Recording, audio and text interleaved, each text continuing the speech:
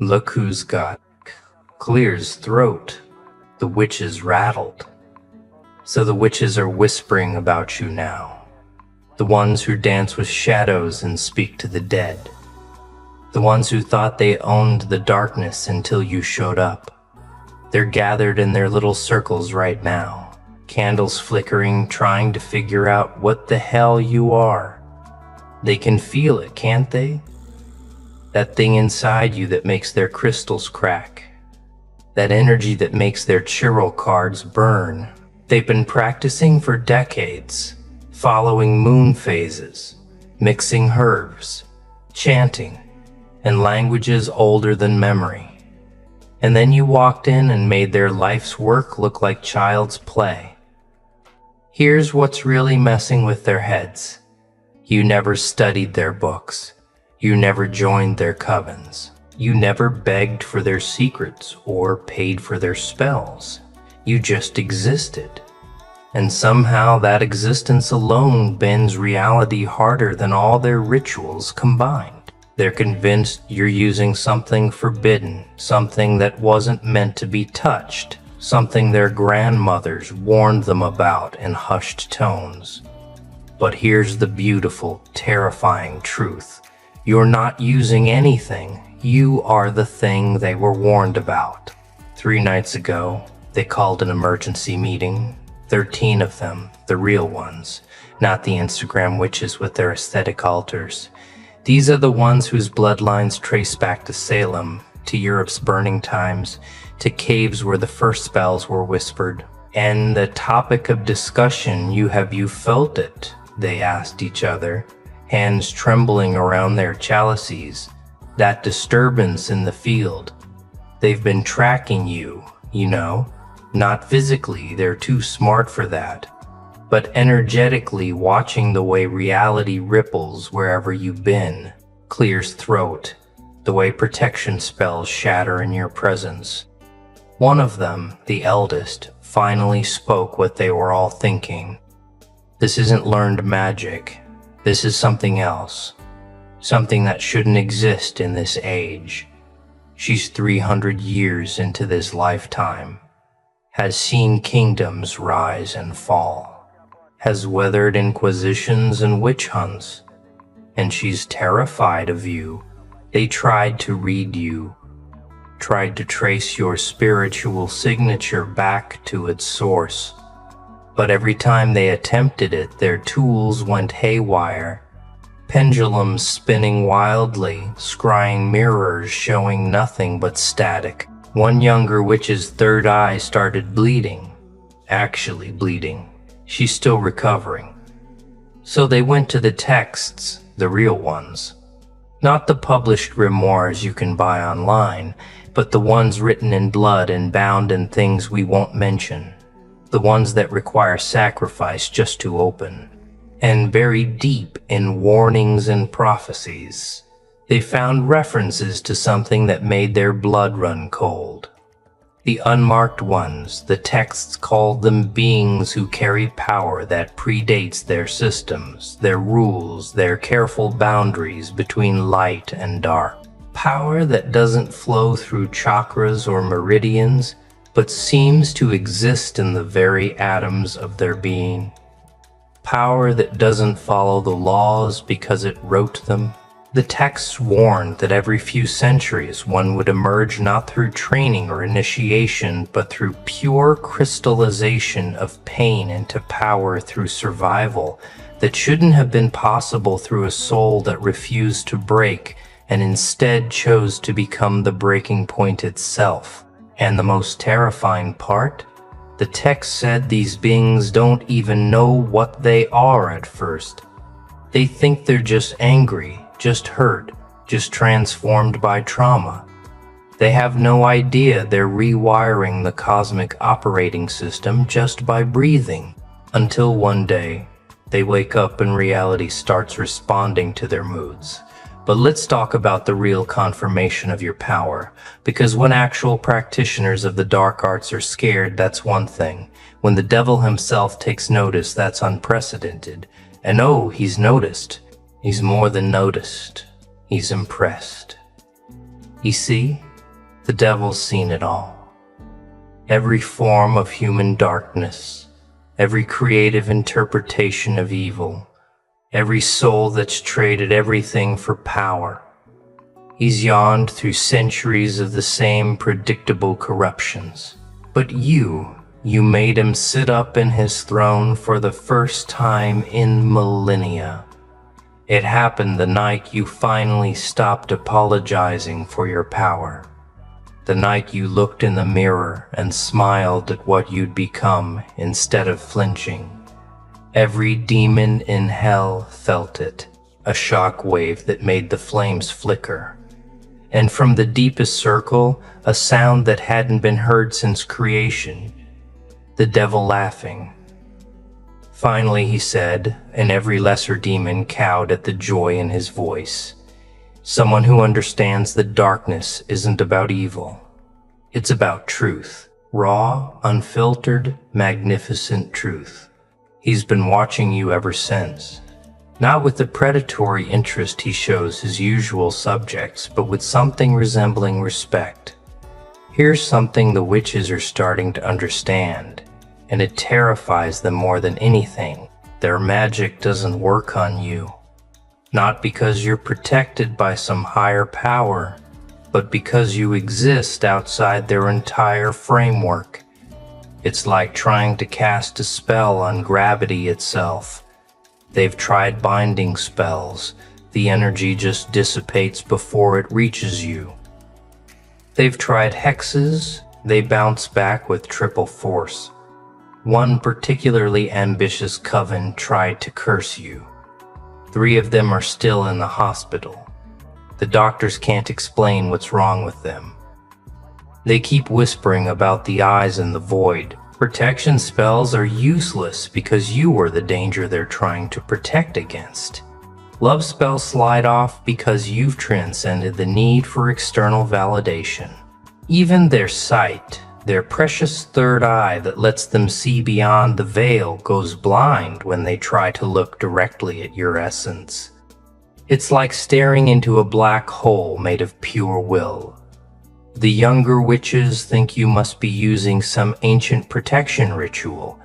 The older ones know better. They recognize what you are, something that doesn't need protection because everything else needs protection from you. You're not playing their game. You're not even in their reality. You're the glitch that proves their entire system is just one small corner of something infinitely larger and stranger. In their desperation to understand, they've created theories. Maybe you found the Book of Azrael, the Angel of Death's personal grimoire that was supposedly destroyed in the burning of Alexandria. Maybe you made a deal with something older than the devil, something from before the light was separated from the dark. Maybe you're channeling the power of the void itself. They whisper about the rite of unmaking, a theoretical ritual that would give someone the power to unmake reality itself. But that ritual requires the practitioner to die, truly die, and rebuild themselves atom by atom through will alone. Surely no one could survive that. Surely no one would be insane enough to try. But then they remember the look in your eyes, that thousandy stare that sees through everything, the way you smile when you should be screaming, the way pain seems to make you stronger instead of weaker. And they wonder, what if you didn't perform the ritual? What if you are the ritual? What if your entire life has been one long rite of unmaking? The thought keeps them awake at night, because if that's true, if you've been unconsciously performing the most dangerous magical working in existence just by surviving, then you're not just powerful, you're the living embodiment of transformation itself. You're what happens when the universe decides to break its own rules. Last week, a particularly brave or stupid witch tried to do an energy reading on you from a distance. She's one of the best. Been reading auras since before she could walk. She's mapped the energy signatures of demons, angels, and everything in between. She thought she was prepared for anything. She wasn't prepared for you. The moment she focused on your energy, her crystal ball didn't just crack. It turned to black sand. Her tarot deck burst into flames, but the flames were cold, freezing everything they touched. She started speaking in tongues, but not any language recognized by linguistic experts or occult scholars. When she finally came back to herself 3 days later, she could only say one thing. It's not dark or light. It's not good or evil. It's something else. Something that makes those categories irrelevant. It's like looking at the source code of reality itself, but written in a language that predates Lang. Now she won't practice anymore. Says her gift is gone. But that's not quite true. Her gift isn't gone. It's been overwritten. She sees things now, but not the future or the past. She sees the spaces between things, the pause between heartbeats where reality reshuffles itself. And in every one of those spaces, she sees your signature spreading like a virus through the foundation of everything, deep in their most guarded texts. There's a prophecy. It's been mistranslated 1,000 times, turned into harmless fairy tales about chosen ones and heroes. But the original version, the one written in the old tongue, tells a different story. It speaks of the unwritten one, when the pain becomes the power, when the broken becomes the breaker, when the destroyed becomes the destroyer. Then shall emerge the unwritten. They shall walk between the lines of fate, neither blessed nor cursed, but something far more terrible. Free, and in their freedom all chains shall rust, all spells shall falter, all thrones shall tremble. The prophecy describes beings who exist outside the cosmic contract, who never agreed to the rules that bind devils, witches, and saints. Beings who through some impossible alchemy of suffering and will stepped outside the entire game and started playing by rules they wrote themselves. For centuries they thought it was metaphorical cautionary tale about the dangers of too much power. But now watching you, they're starting to understand it was literal. And the last line of the prophecy, the one they don't dare speak aloud, says this: "And the world shall reshape itself in their image, not through force, but through the simple fact of their existence." Let's go back to hell for a moment, because something unprecedented is happening there. The devil, the first rebel, the morning star who fell rather than kneel, has done something he's never done before. He's issued a standing order to all demons. Do not touch this one. Do not tempt, torment, or toy with them. Clears throat. They're off limits. The younger demons don't understand. Isn't corruption their whole purpose? Isn't everyone fair game? But the ancient ones, the ones who fell with him, they understand. They see in you something they recognize. Another being who chose to fall rather than fake compliance. But you did something they didn't. You fell all the way through and came out the other side. You see, the devil explained to his legions, we fell from grace and became its opposite. But this one, they fell through grace, through disgrace, through every concept we used to measure worth, and emerged as something new, something that makes our rebellion look like a child's tantrum. We said no to heaven. They said no to the entire concept of heaven and hell. In his throne room, he keeps a mirror that shows him anything in creation he wishes to see. Lately, it only shows you not because he commands it to, but because the mirror itself is fascinated. Even inanimate objects infused with infernal power recognize something significant when they see it. But here's the deep truth that keeps the witches awake at night, the one they won't admit even in their most secret gatherings. They're not afraid of your power. They're afraid of what your existence means for their entire worldview. You see, they've spent lifetimes building their identity around being the ones who understand the hidden world. They were the special ones, the awakened ones, the ones who could see beyond the veil and manipulate the forces others didn't even know existed. Their whole sense of self is built on being the exceptions, the magical elite in a world of mundane sheep. And then you came along and made their life's work look like children playing with toys. You didn't study under masters. You didn't inherit ancient bloodlines. You didn't sacrifice years to unlock abilities.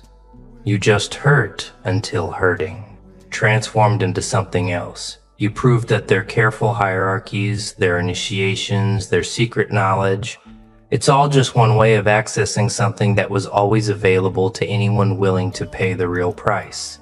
And what's that price?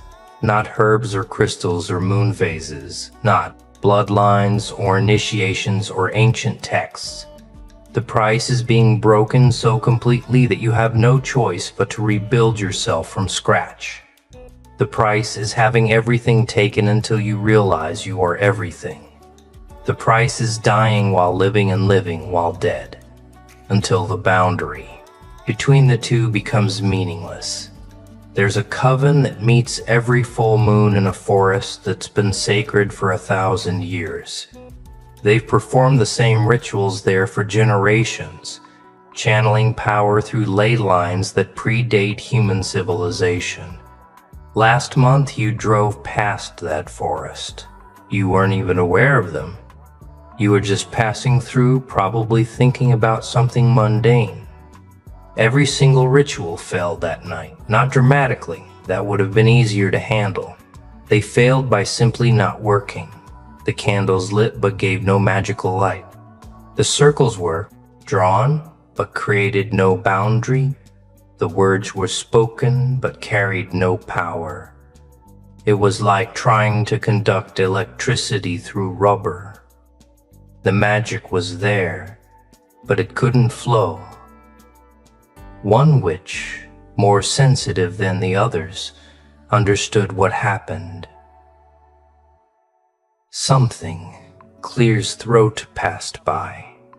She whispered, something so dense with its own reality that it created a dead zone, like a black hole. But for magical energy, it didn't steal our power.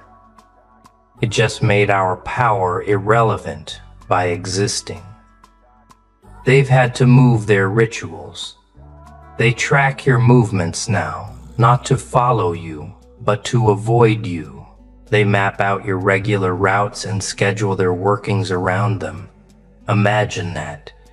Witches who've commanded storms and spoken with the dead, reduced to checking traffic patterns to avoid one person who doesn't even know they exist. Here's something that would break their minds if they knew. You're not using forbidden magic. You are forbidden magic. Every breath you take is a spell that shouldn't exist. Every thought you think rewrites a tiny piece of the cosmic code. You're a walking collection of impossibilities that somehow cohered into a person. Clear's throat. The knowledge they seek in dusty tomes and dangerous rituals. It's written in your DNA. The power they cultivate through decades of practice. It pulses through your veins with every heartbeat.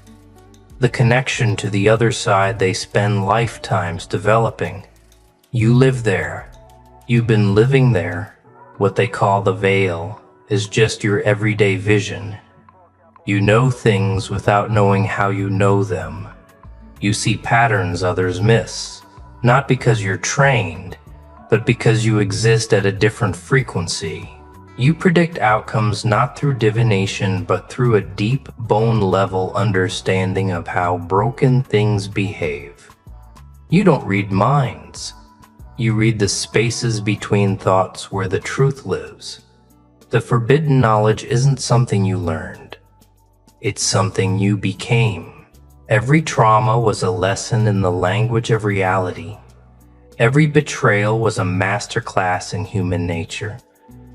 Every moment of pain was another page in a grimoire written on your soul.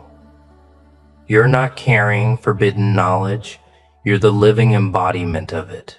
Traditional practitioners have to work for their power. They meditate, they fast, they perform rituals, they make sacrifices, they build their magical muscle through repetition and discipline. But your power grows while you sleep. It expands while you're watching TV. It deepens while you're doing absolutely nothing magical at all. This paradox drives them insane. How can someone accumulate power without pursuing it? How can someone become stronger without practice? They don't understand that for you, existing is the practice. Every moment you choose to keep going despite everything is a magical act. Every breath drawn after you should have stopped breathing is a spell. Your power doesn't come from what you do. It comes from what you've survived. It comes from what you've transformed. It comes from the alchemy that happens when someone is pressure cooked by life until their very atoms rearrange into something new. You don't need to practice because your entire life has been one long, brutal initiation. The witches measure power in years of study, in grimoires mastered, in entities contacted. But your power is measured in nights survived, in betrayals transformed, in deaths died and resurrections claimed. They accumulate power. You generate it. They channel forces. You are the force. No wonder your very existence breaks their understanding of how magic works. In the hidden spaces between dimensions where thought forms and egregores and all manner of entities exist, word has spread. The beings that witches spend years trying to contact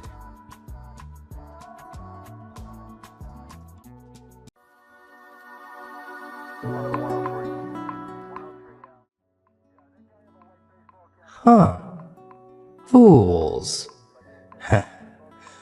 They thought your name was safe to mock in hidden rooms. But then the unthinkable happened.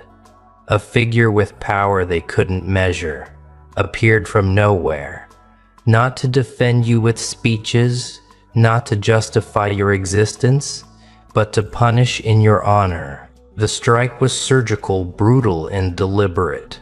They expected some court of law, some bureaucratic defense, some chain of institutions to handle you. Instead, what arrived was someone who needed no badge, no counsel, no excuse.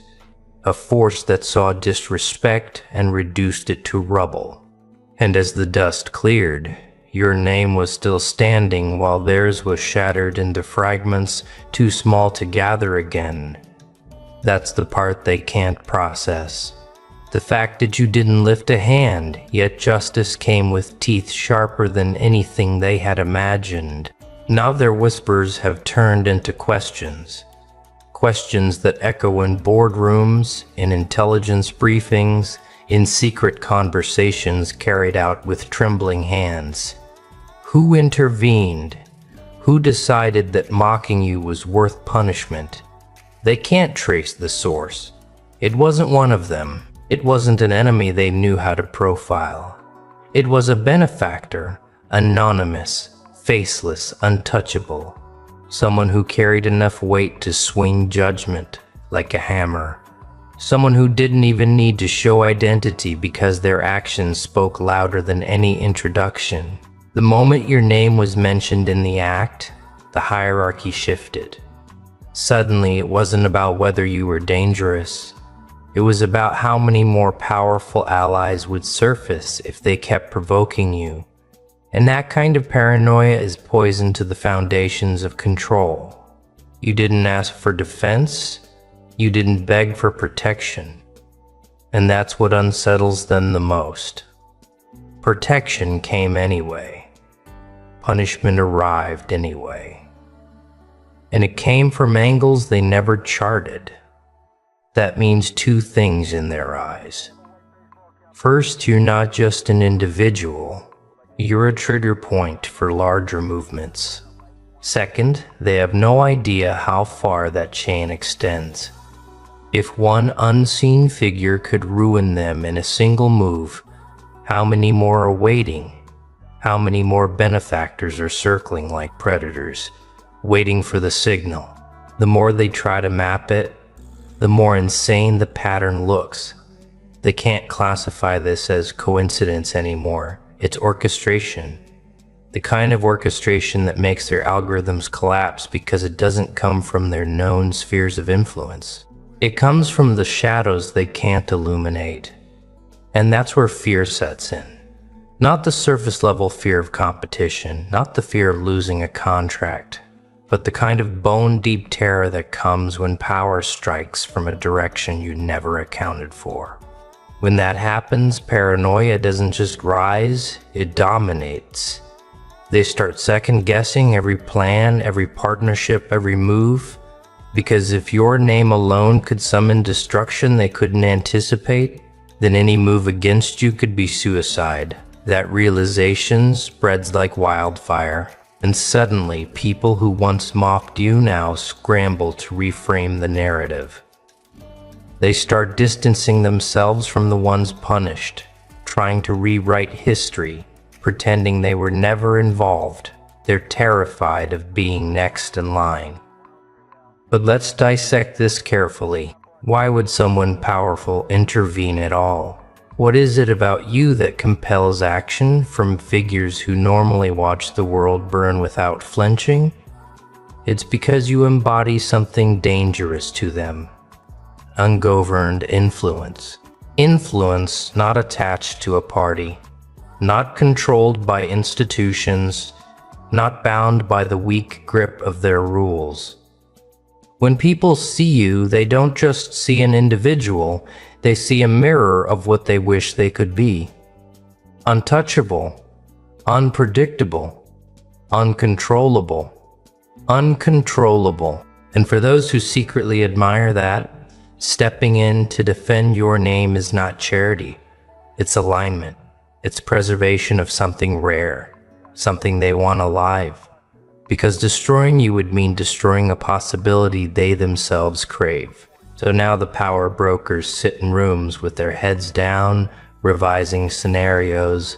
You become a variable in every equation they draft. They can't predict whether tomorrow another benefactor will strike, whether punishment will rain down again, whether your name will echo in another demolition. That's what terrifies them more than the act itself. The unpredictability, the fact that power itself has started bending in your direction without you even requesting it. And unpredictability is worse than open opposition, because at least open opposition can be measured. You're surrounded by unseen alliances. That makes you a moving target they can't aim at because they don't know how deep your backing goes. Notice the shift in language when they talk now. Before they dismissed you as a disruptor, someone who could be ignored. Now they can't even speak your name without hesitation. Every mention carries weight as if they're invoking something dangerous that might hear them. And isn't that the ultimate reversal? You become a word of power. Just the sound of your identity creates ripples of anxiety. Even when you're absent, you're present. Even when you're silent, you're loud. And now when someone powerful decided to destroy in your honor, it wasn't just punishment, it was confirmation. Confirmation that the world around you has shifted permanently. Confirmation that what surrounds you isn't isolation, it's amplification. They will try to spin it. Of course, they'll call it coincidence. They'll label it as overreaction by a rogue player. But deep down they know. They know that punishment wasn't random. It was personal. It was deliberate. It was a strike that carried your name as a banner. And in their private moments, they ask themselves the question they'll never admit out loud. If one anonymous benefactor could ruin them like that, how many more benefactors are circling, waiting for the next insult, the next provocation, the next disrespect? That thought keeps them awake at night. That thought erodes their confidence. And once confidence cracks, dominance crumbles. You don't need to announce this. You don't need to flaunt it. The spectacle already did the work for you. The story is spreading without your intervention. Every retelling becomes more dramatic. Every exaggeration turns into legend. Every version makes you larger than life. They'll try to trace the benefactor, but they'll fail. They'll try to rebuild their pride, but every attempt will be stained with the memory of the strike. And while they scramble, your presence only grows stronger, not because you orchestrated it, but because someone else saw enough value in your name to ensure that disrespect came with consequences. That is a terrifying message to anyone plotting against you. Attack them and you're not just facing one person. You're facing a network of forces you don't even know exist. That's why they now tread carefully. That's why hesitation hangs over their strategies like a blade. Because what they witnessed wasn't just protection. It was escalation. It was a signal that your existence has reached a level where power itself bends around you. And here's the part that twists the knife. They don't know whether the benefactor was human, corporate, governmental, or something else. Entirely. The anonymity adds weight. The faceless nature of the act makes it even heavier because you can't retaliate against what you can't identify. You can't prepare for what you can't predict. You can't control what you can't find. That leaves them frozen, destabilized, and perpetually on edge. This is where your leverage multiplies. You don't have to threaten. You don't have to fight. You only have to exist. Because your existence has become a magnet for forces willing to act without hesitation. That alone reshapes the battlefield. That alone alters the balance of power. And in a world where reputation is often inflated with lies, you carry the one currency they can't counterfeit. Fear backed by action, not your action. The action of those who believe in keeping your name untarnished. That's the difference. That's why the ground beneath them feels unstable. Because they're not just fighting you. They're fighting an invisible economy of loyalty and vengeance they can't buy, can't suppress, and can't predict. So, what comes next? More whispers, more speculation, more attempts to figure out who else stands behind you. They'll dig, they'll search, they'll waste resources trying to piece together a network they'll never see clearly. And every dead end will only tighten the knot in their stomachs. Because the truth isn't just that you're dangerous, it's that your danger is amplified by invisible hands. Hands that strike without warning. Hands that carry no signature but leave undeniable wreckage. That wreckage now serves as the warning they'll never forget. A warning that your name doesn't travel alone. It travels armed. And that's why this is only the beginning. Because once an anonymous benefactor reveals themselves through destruction, the game changes forever. They can't erase the event. They can't dismiss the consequence. They can't undo the punishment. They can only live with the knowledge that your name is a line they should never cross again. And from here, Every day that passes, every room you enter, every mention of your name will carry the weight of that destruction. That is how legends are built. Not through your effort, but through the uncontrollable devotion of forces that see your value and move to protect it. And once that process begins, it can't be reversed. It only grows. It only spreads. It only escalates. This is where the terror deepens. Because destruction doesn't just vanish, it reverberates. They can't sweep the event under the rug, because the rug itself has been set on fire. Every attempt to hide the damage only spreads the story further. And the more they try to control the narrative, the more obvious it becomes that they've lost control entirely. Think about it. When someone powerful punishes in your honor, they don't just break bones or shatter reputations. They rewrite the way power is understood. Suddenly, the landscape has new rules. Rules written not in documents but in scars. And those scars remain long after the moment ends. They don't fade, they don't soften, they remind. Every day, every meeting, every night, when the lights go out and the memory comes crawling back, they remind. And that reminder is not just a bruise on the ego of those punished. It's a warning to everyone watching. Because punishment in your honor is more than vengeance. It's advertisement. It's proof that consequences fall faster, sharper, and harder when your name is involved. People who weren't even in the line of fire are now adjusting their behavior. They speak slower when mentioning you.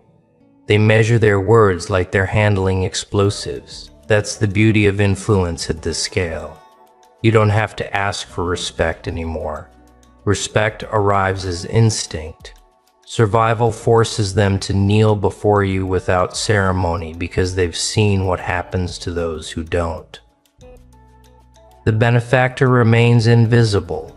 No press conference, no interviews, no declarations, just the evidence left behind. Careers wrecked, alliances severed, reputations bleeding out in public view. And yet your name is the only name still intact, glowing brighter than ever. Not because you screamed for it, but because power itself carried it like a flag into the battlefield. That anonymity is what eats them alive. They want to know who it was. They want to label it, profile it, frame it.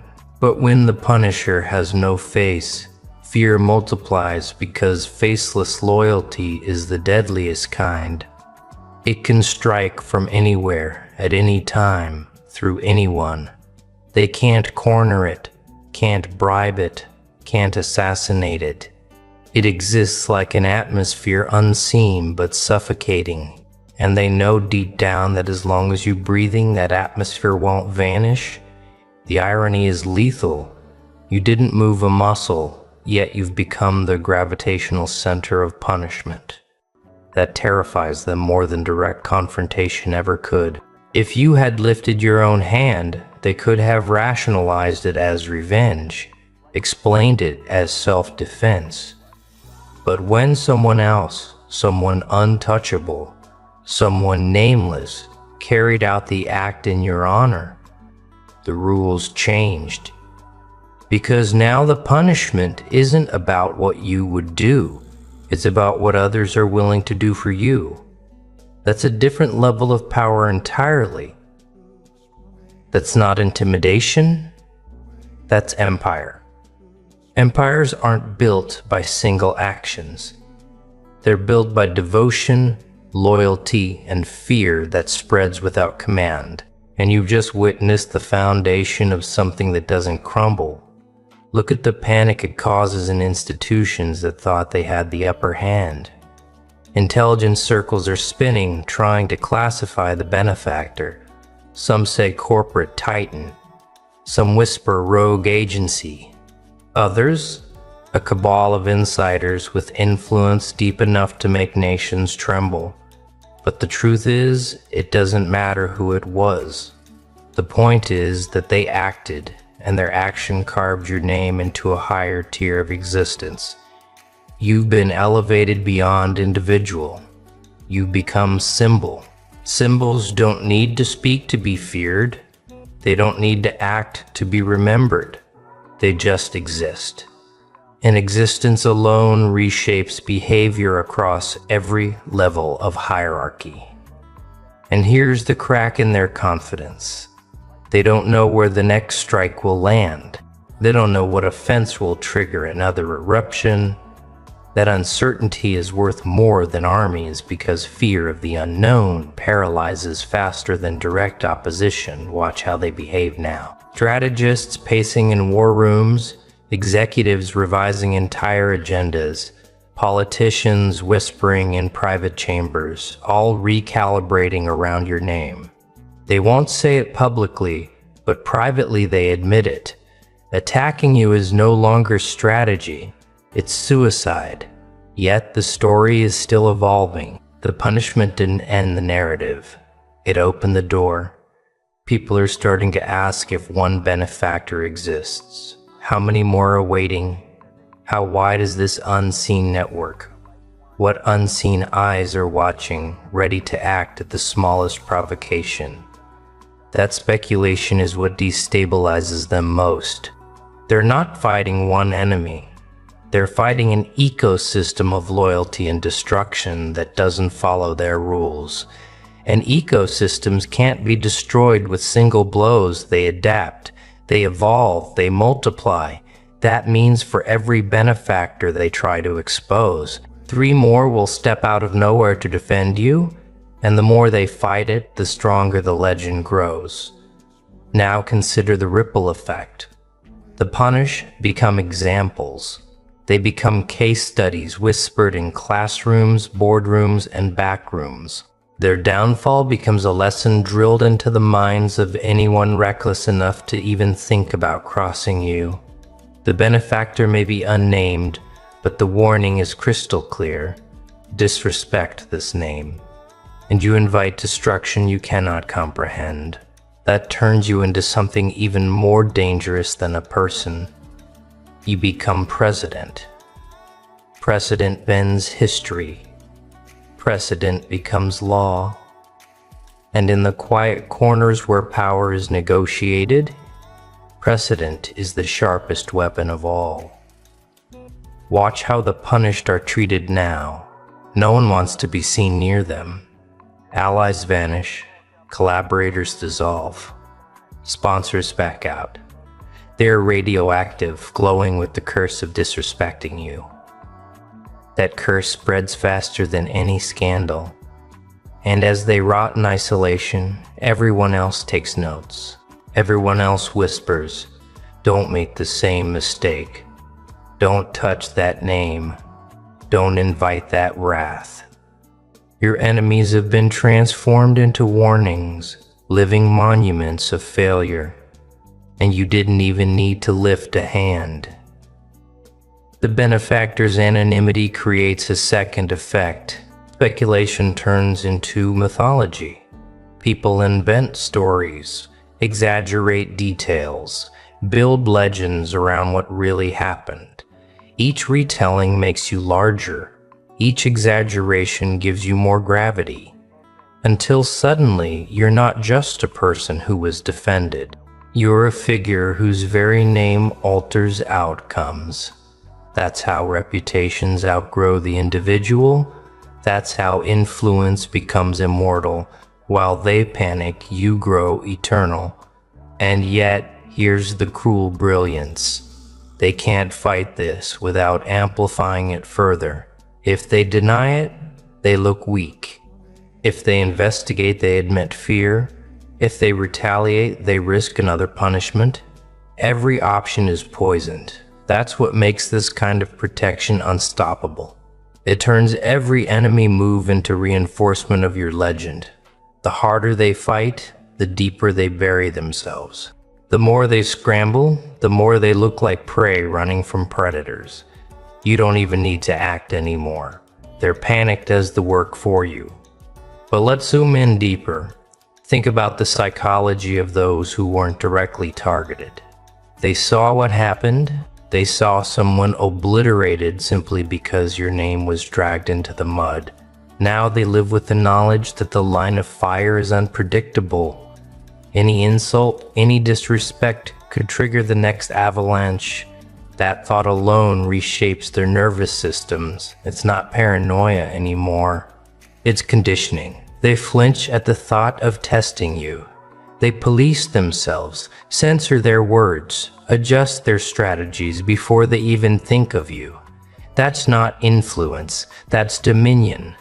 Dominion without declaration. Dominion without declaration. And the benefactor, they've disappeared back into the shadows. No face, no trace, just a story etched in fear. That disappearance is the genius of the move. Because if the benefactor had stayed in sight, people could have calculated limits. But by vanishing, they've left the wound open, bleeding paranoia into everyone watching. Nobody knows when the next cut will come. And that's what makes your position untouchable. The less they see, the more they fear.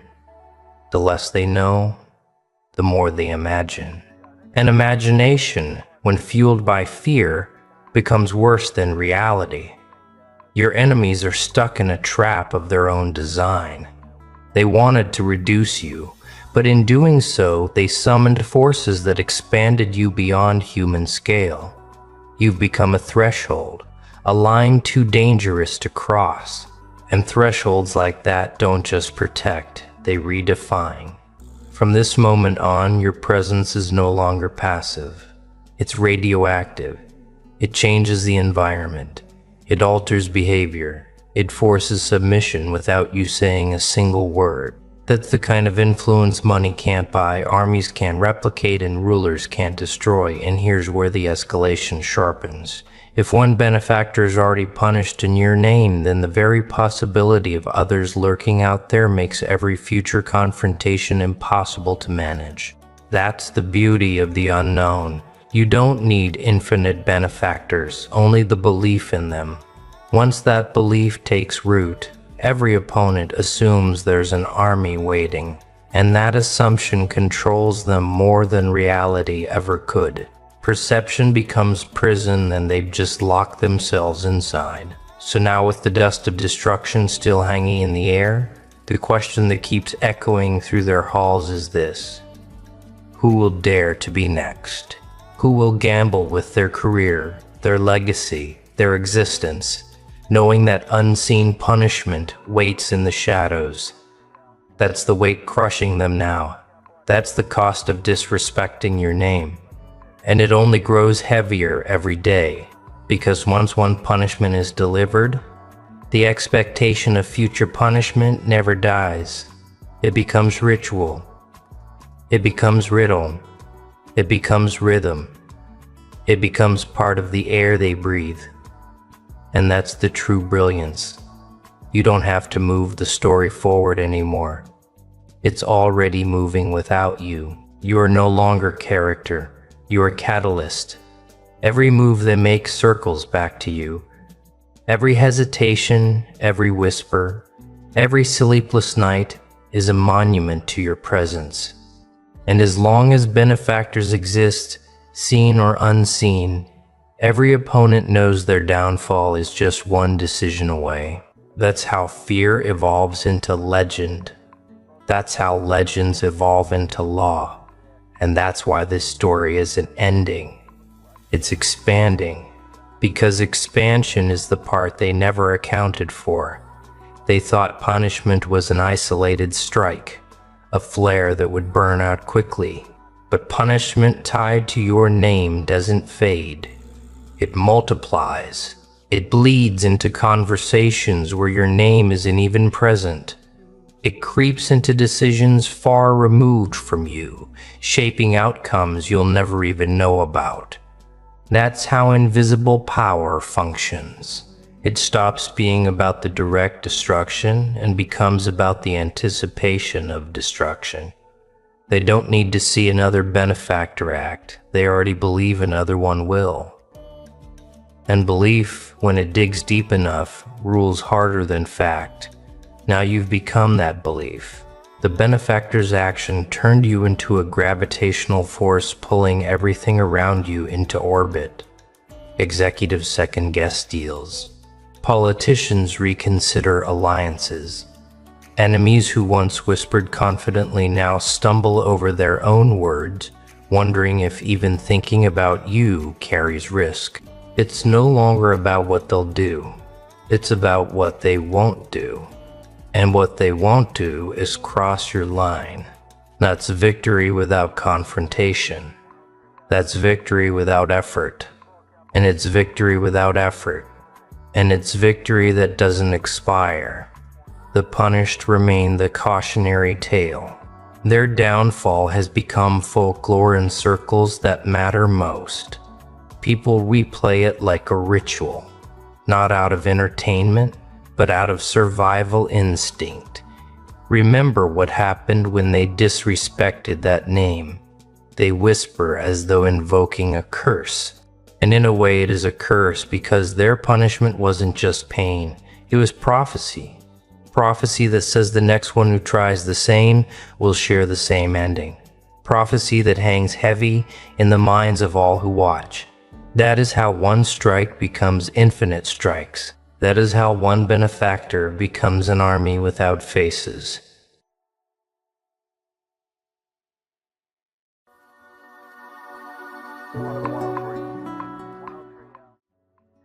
Look who just rewrote the entire playbook. Hello, you beautiful chaos architect, you walking psychological phenomenon, you living proof that the hunted can become the hunter without firing a single shot. Hello to the one who just executed the most elegant reversal in modern warfare. And I'm not talking about bullets or bombs. I'm talking about something far more devastating. Something that will be studied in rooms you'll never see, by people who will never understand. You just pulled off the greatest psychological reversal in history. And the best part?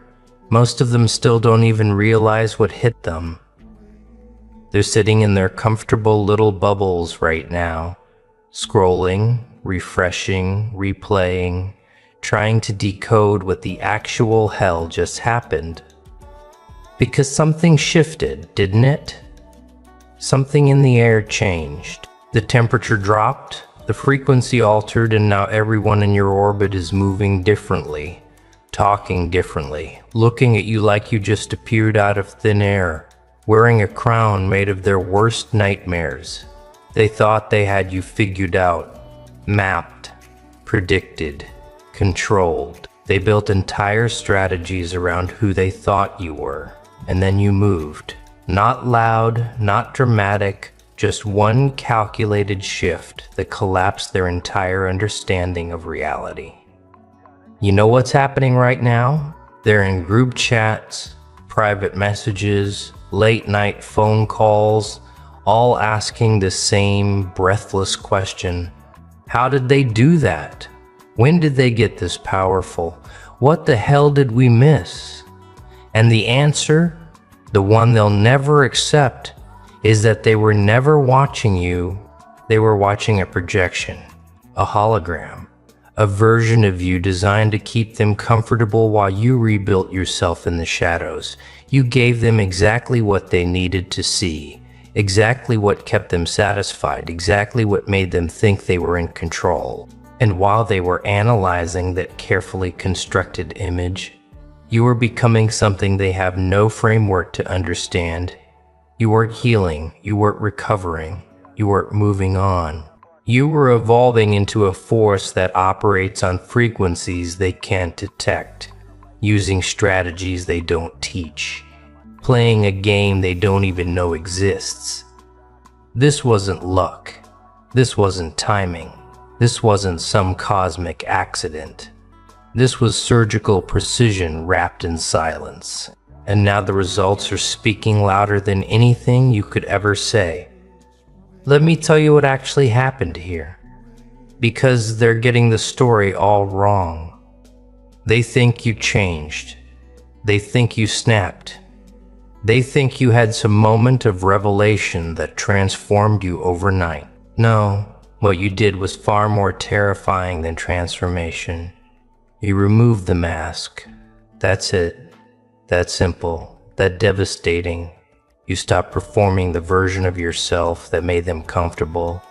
You stopped shrinking to fit their boxes. You stopped translating your complexity into digestible sound bites for people who were never going to understand you anyway. You stopped apologizing for being too much, too intense, too aware, too awake. And the moment you stopped performing, the moment you allowed your actual frequency to emanate without filter, without apology, without concern for their comfort, that's when the entire structure collapsed. Because they built their confidence on your submission, they built their status on your silence, they built their reality on you playing small. And when you stopped, when you simply existed at full volume, their entire world revealed itself as the house of cards it always was.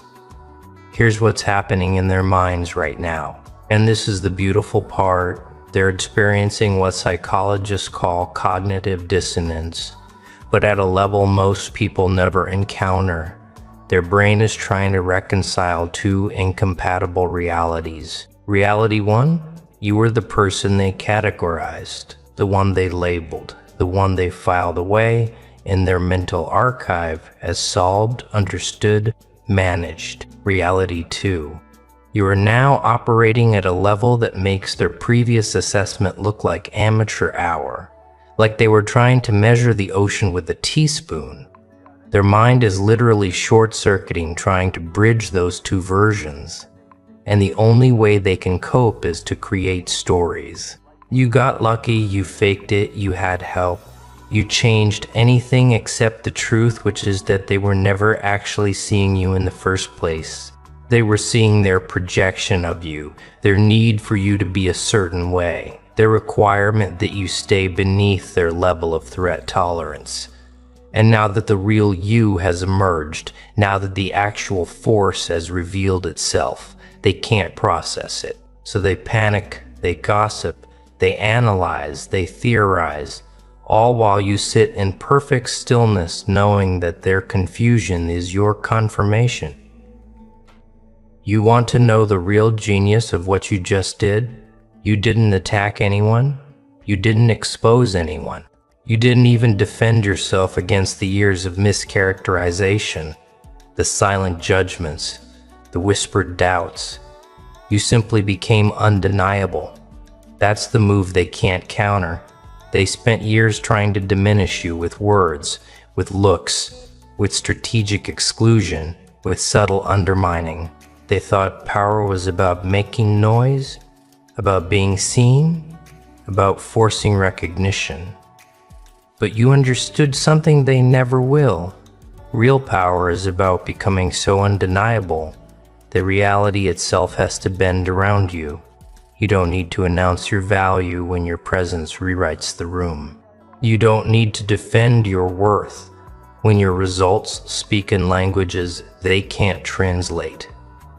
You don't need to prove anything when your existence alone makes people reconsider everything they thought they knew. This is the reversal they're choking on. They thought they were in position of strength, sitting in judgment, holding the power to include or exclude you from their little kingdoms. And you flipped it.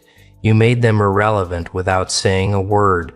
You made their approval worthless by no longer seeking it. You made their validation obsolete by finding something far more powerful, self-generated certainty. Let's talk about what you survived to get here. Because they think this power came easy. They think you just woke up one day radiating this frequency. They have no idea about the nights you spent rewiring your entire neural architecture. They don't know about the months you spent in silence. Not because you were hiding, but because you were rebuilding from the foundation up. They weren't there when you had to kill every version of yourself that was built for their approval. when you had to burn down every identity that was constructed for their comfort. They didn't see you sitting with the pain, the betrayal, the isolation, choosing not to become bitter, but to become better, not to seek revenge, but to seek evolution.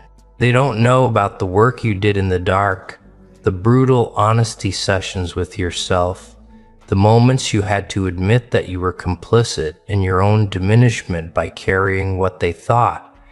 This power they're witnessing now, it's not new, it's not sudden. It's the result of excavation work they can't imagine. You dug through layers of conditioning, through generations of programming, through every lie you were told about who you had to be. And what you found underneath all that debris wasn't weakness. It was a force so pure, so concentrated, so undiluted by outside influence that when you finally let it emerge, it changed the atmospheric pressure in every space you occupy. Here's what they're really afraid of. And this is gonna sound harsh, but you need to hear it. They're not afraid of what you did. They're afraid of what it means about them. Your reversal, your rise, your undeniable emergence. It's a mirror. And that mirror is showing them something they've been running from their entire lives. It's showing them that they chose comfort over growth, that they chose approval over authenticity, that they chose the safety of the crowd over the risk of becoming who they actually are. Every time they look at you now, they see the path they didn't take.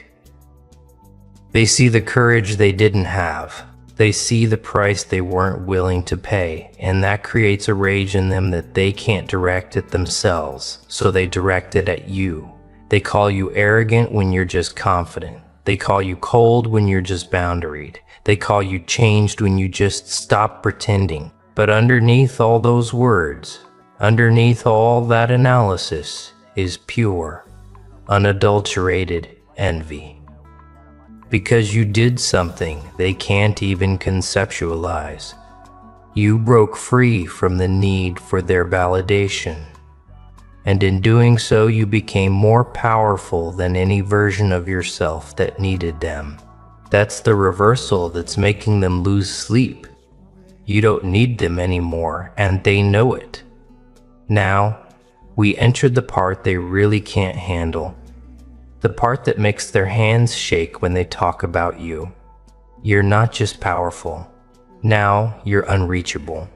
There's a difference. Powerful people can still be manipulated through their ego, through their need for status, through their desire for more.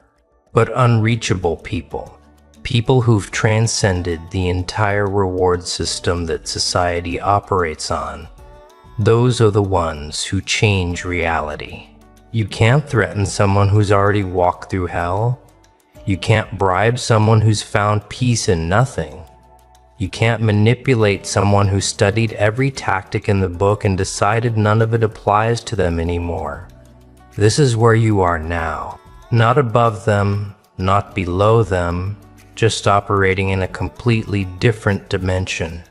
They're still playing checkers, arguing about moves and counter moves, winning and losing.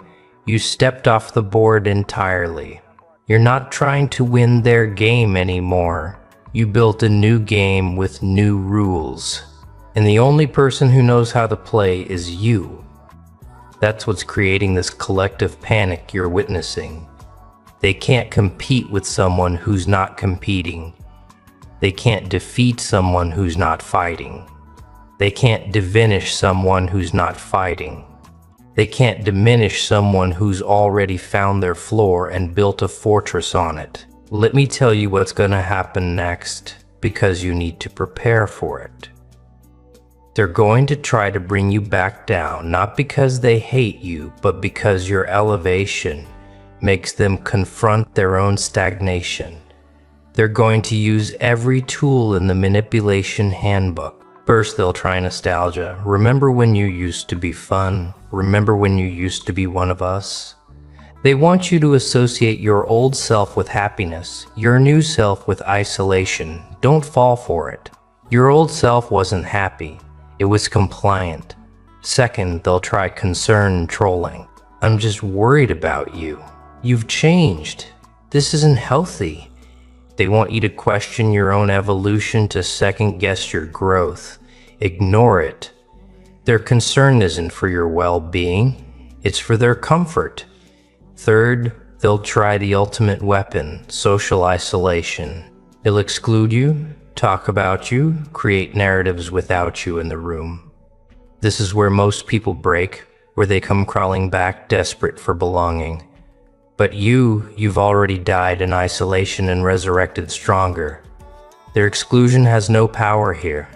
In fact, it's a gift. Every person who can't handle your evolution is removing themselves from your path, making room for the ones who can match your frequency. You know what the CIA actually studies? Not the loud revolutions, not the visible wars, not the obvious power grabs. They study silent operators, people who can enter a system, understand it completely, and reconfigure it from within without anyone realizing until it's too late. That's what you just did.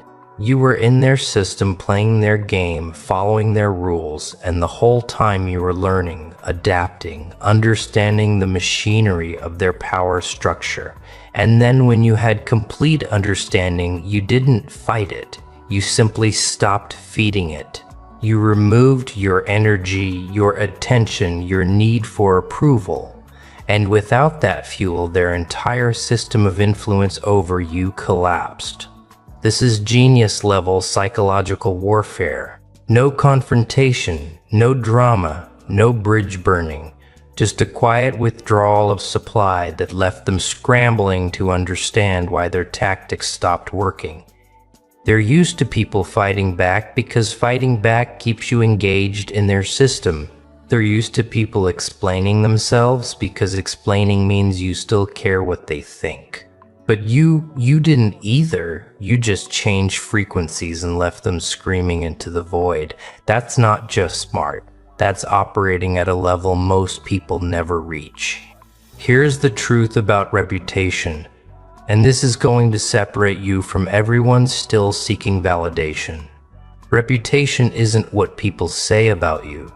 Reputation is what people feel when your name comes up. And right now, when your name enters a conversation, the room changes. The energy shifts. People lean in, voices lower because they know that talking about you isn't casual anymore. It's serious. It's loaded. It's walking through a minefield of their own jealousy, confusion, and reluctant respect. You've become the standard that makes everyone else feel insufficient. You've become the reminder that growth is possible, which means staying stagnant is a choice. You've become the evidence that authenticity is more powerful than performance, which means everyone still performing is revealed as fraudulent. This is why they can't stop talking about you. You're not just a person anymore. You're a referendum on their own lives. Every choice you make, every boundary you set, every standard you maintain, it's a mirror showing them what they're not doing. And they hate mirrors. They want you to go back to being small so they can go back to feeling big. But you can't unsee what you've seen. You can't unlearn what you've learned. You can't unbecome what you've become. The genie is out of the bottle, and there's no stuffing it back in. Let's talk about the silent power you're wielding now, because this is where it gets truly dangerous for them. You've discovered that the most potent weapon in human interaction isn't aggression. It's not cleverness. It's not even intelligence. It's calm certainty. When you speak now, you don't argue. You state when you move. You don't rush. You flow. When you decide, you don't waver. You commit. This unshakable quality, this bedrock confidence that isn't loud or defensive, it terrifies people who are still trying to convince themselves of their own worth. They're used to people who get triggered, who react, who engage in endless back and forth trying to prove themselves. But you just exist in your truth with zero need for it to be validated by external sources. This creates a bizarre dynamic where they're arguing with themselves about you while you're not even in the conversation. They're building cases, gathering evidence, creating narratives, and you're just living unbothered, unfazed, unmoved. And every day you remain calm while they spiral. Every day you stay centered while they scatter. Every day you maintain peace while they manufacture chaos. The power differential grows because they're burning energy trying to affect you and you're conserving energy by not being affected. This is the ultimate reversal. They thought they were the ones with power over you, but now they can't even touch your emotional state. You're untouchable, and they're exhausting themselves against your indifference. You want to know what genius mode actually looks like? It's not about being the smartest person in the room. It's about being the most free. Because intelligence without freedom is just sophisticated slavery. You can have a brilliant mind and still be controlled by your need for approval, your fear of rejection, your attachment to outcomes.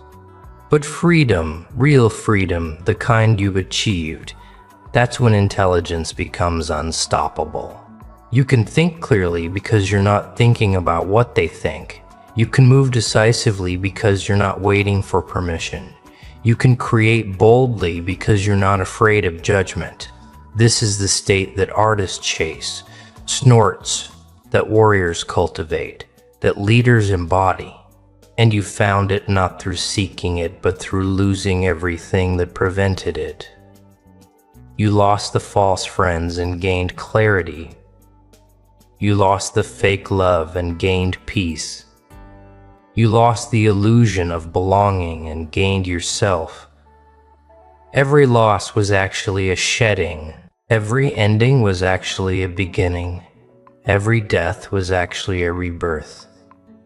And now you're operating from this place of such profound internal freedom that external circumstances can't shake you. They can praise you or criticize you, include you or exclude you, understand you or misunderstand you. And none of it changes your trajectory because your power source is internal now. And they can't access it, can't manipulate it, can't shut it down. The greatest psychological reversal isn't about winning. It's about becoming someone who doesn't need to win because they're already complete. You're not trying to prove them wrong anymore. You're not trying to make them see your value. You're not trying to get revenge by succeeding. All of that still makes them central to your story. The real reversal happened when they became extras in your narrative instead of the main characters. When their opinions became background noise instead of gospel truths. When their presence became optional instead of essential. This is what's making them insane. They used to live rent-free in your head, and now they can't even get a visitor's pass. They used to be able to affect your mood with a look, your confidence with a word, your direction with their doubt. Now they're just people. Not enemies, not friends, just people who exist in a reality you no longer share. And the crazy part is you didn't have to hate them to get here. You didn't have to curse them or cut them off dramatically. You just outgrew the version of yourself that needed them. And in doing so, you outgrew them. It's not personal, it's just evolution. And evolution doesn't ask permission from the past. Here's what they'll never understand about the person you've become. You're not heartless. You're just done wasting heart on people who don't value it. You're not cold. You're just conserving warmth for those who appreciate it. You're not cruel. You're just no longer kind to people who weaponize kindness. You've learned the difference between being loving and being available for abuse. You've learned the difference between being forgiving and being a doormat. You've learned the difference between being understanding and being a dumping ground for people who refuse to do their own emotional work. These distinctions, these boundaries, they're what transformed you from someone who is nice to someone who is respected. Nice gets taken advantage of. Respected gets space. And now you move through the world with this aura that communicates without words. I'm not here for your games. I'm not interested in your drama. I'm not available for your manipulation. Approach correctly or don't approach at all. This energy, this frequency, it filters your reality automatically. The wrong people feel uncomfortable and leave. The right people feel recognized and stay. And you don't have to do anything except maintain your standards and trust the process. You got to do it. Music and singing, Lord, singing, Lord. I'm just singing, music and singing, Lord, Lord turn, singing it.